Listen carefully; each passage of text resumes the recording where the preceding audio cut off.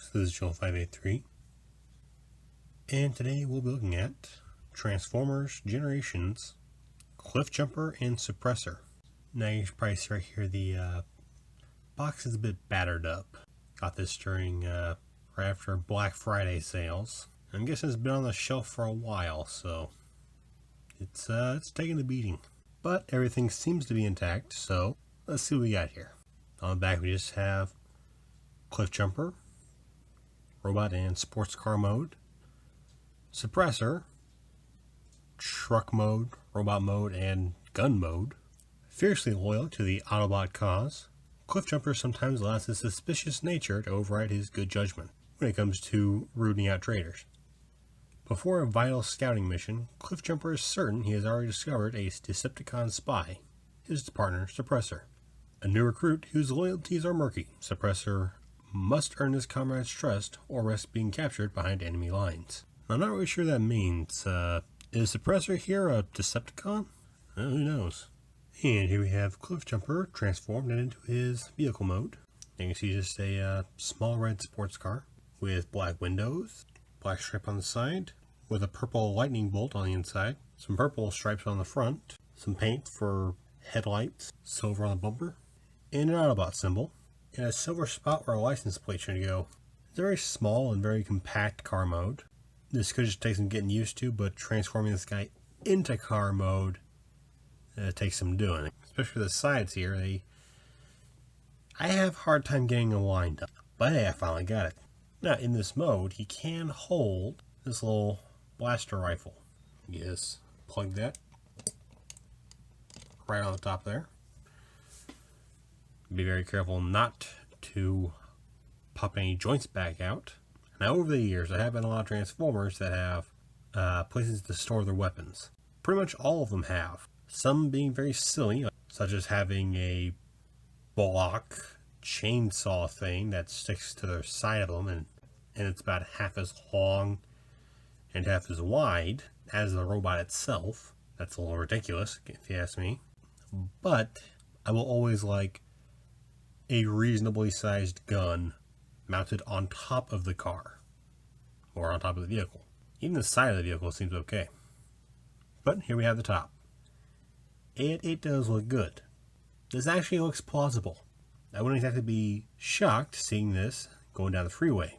I would be alarmed and terrified, but it wouldn't be out of place, I guess. Looking under the car, we see Cliffjumper. How you doing? All in all, it is a very nice little car mode. And here is Supressor in his vehicle mode. Now he's just a yellow little six-wheeled Humvee kind of thing. And right off the bat, you can kind of see some of the paint inside that hole up there is coming out. In fact, you can even see some of the paint flakes on the gun that plugs into that hole.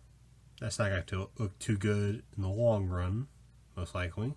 Yeah, it's just cleaning off the gun, and really the inside of that hole doesn't have to be painted. In fact, it probably would be a good idea for it to not be painted. But regardless, the gun plugs in right on top there. Now, as for transformation, and now we have Supressor in his robot mode. Oh, sorry, one more step.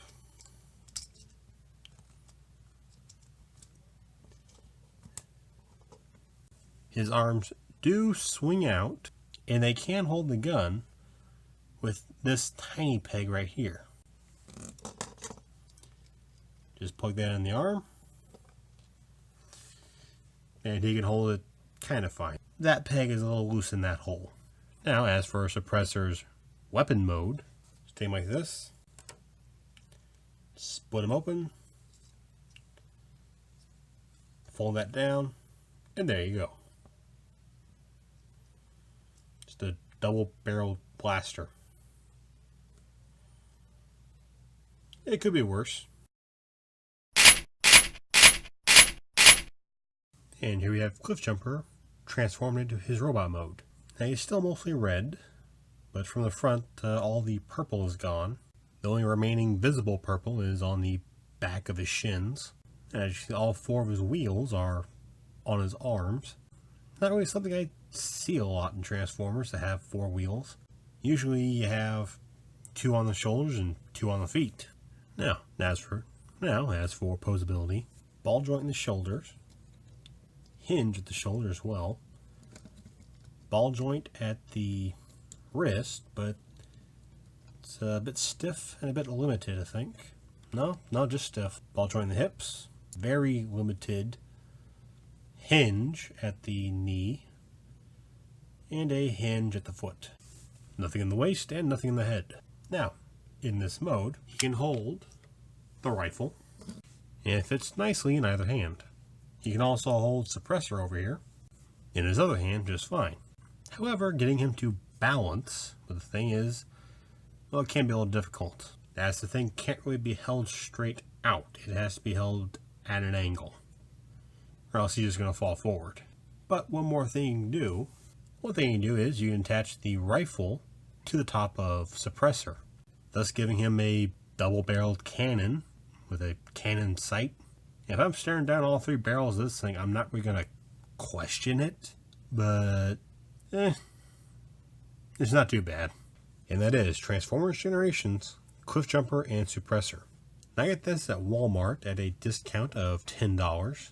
Again, it's been on the shelf a while and it was kind of banged up, so of course they lowered the price on that. And really the only problems I have with this set is the finickiness of the arms and folding them into vehicle mode, and just all the chipped paint on Suppressor. Other than that, it's a great figure. I mean, the arms might be less of an issue with time and practice. Honestly, Suppressor's flaky paint wouldn't be as much of an issue if those areas weren't painted. Like it's either yellow plastic or don't paint it at all. The parts being affected by this don't need paint. That's all I'm saying. So if you see this guy, I think it's a lot of fun. You can kind of give him a jetpack. That's fun.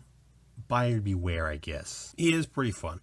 Now apparently there's also a repaint and a possible remold of a Bumblebee figure from the same line. So if you like that one better, probably get it. So I thank you folks for watching. Hope you enjoyed this video, and I'll see you next time.